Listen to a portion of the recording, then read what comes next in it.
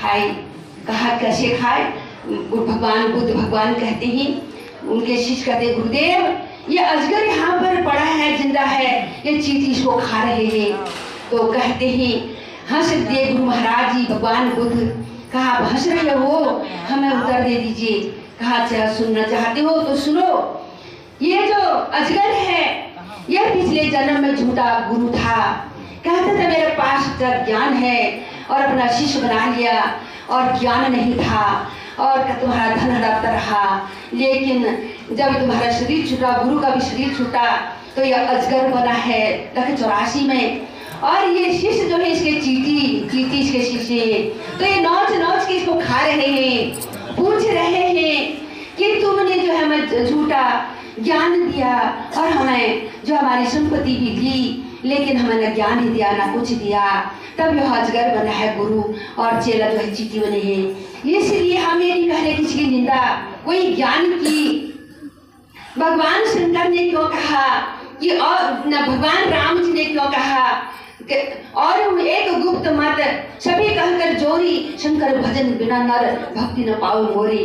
शंकर भगवान जिस नाम के भजन करते हैं, हे अयोध्यावासियों उस नाम को जानो, उस नाम को जाने बिना मेरी भक्ति की प्राप्ति नहीं होती है।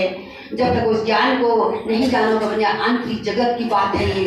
ऐसे भगवान श्री कृष्ण भी कहते हैं अर्जुन से, नाना शास्त्र पठेन लोकेनम नाना देवत पूजनम आत्मज्ञान बिना पार्थ सब कर्म निर्धकम। हे अर्जुन, बिना चाहे सारे वेदों को पढ़ लो, चाहे तुम कहा कुछ भी सारे शास्त्रों को जान लो, आत्मा का ज्ञान नहीं है तो निर्थक है, कुछ भी नहीं है। इसलिए जो ध्येय बिना ध्याता नहीं, अगर ध्येय का पता नहीं, अपना ध्येय का ध्याता, अपना लक्ष्य का पता नहीं, तो क्या करोगे? इसलिए यहाँ आके आपको अपना लक्ष्य मिलेगा, जीने का लक्ष्य मिलेगा। इसलिए जो है हम सभी को जानना चाहिए, अपने आत्मा का कल्याण करना चाहिए। हमारे आत्मा में ही परमात्मा हमारे पास ही है। भजन करोगे तब अपनी आत्मा के स्वरूप को देखोगे। आज बच्चे डिप्रेशन में रहते हैं, इनको छोटे से ही भक्ति में लगाओ, तभी कल को हमारी सेवा करेंगे, आपकी सेवा करेंगे। आज ही संतों की सेवा करेंगे और कल हमारे दर्शन के बिना रह नहीं पाएंगे। आज नहीं लाओगे तो कल ये बड़े सुकुचे दरबार में आएंगे और फिर चले जाएंगे। लेकिन बचपना से आएंगे तो लगन लगी रहेगी।